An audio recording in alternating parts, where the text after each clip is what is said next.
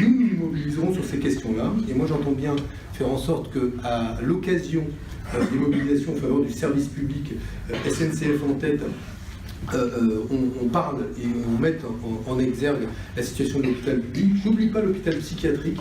parce qu'on parle beaucoup de l'hôpital public et on pense à l'hôpital classique, mais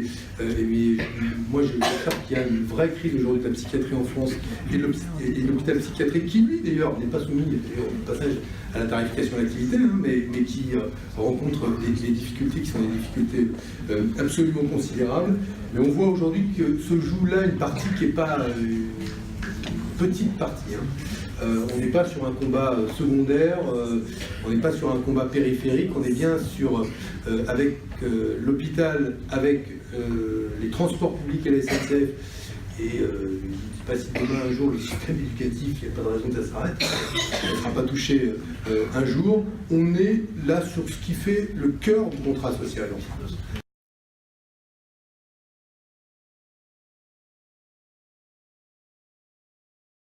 Mais je le redis, on a un gouvernement qui est indifférent à l'inégalité entre les hommes, et donc indifférent à l'inégalité entre les territoires.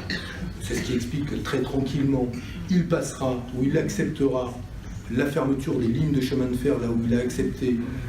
que les médecins quittent les territoires, que les écoles disparaissent progressivement de certains territoires, que les commerces de proximité, je sais bien que ce n'est pas un service public, mais disparaissent aussi de ces territoires, et qu'on on a vraiment aujourd'hui de vrais ghettos qui se constituent en milieu rural ou dans certaines banlieues métropolitaines. Mais cette indifférence aux inégalités suppose que dans le combat politique aujourd'hui, notre mobilisation elle soit totale. Et notre mobilisation le soit au sein de mouvements, de partis, de collectifs citoyens, de syndicats qui croient en l'hôpital public, qui croient dans le service public.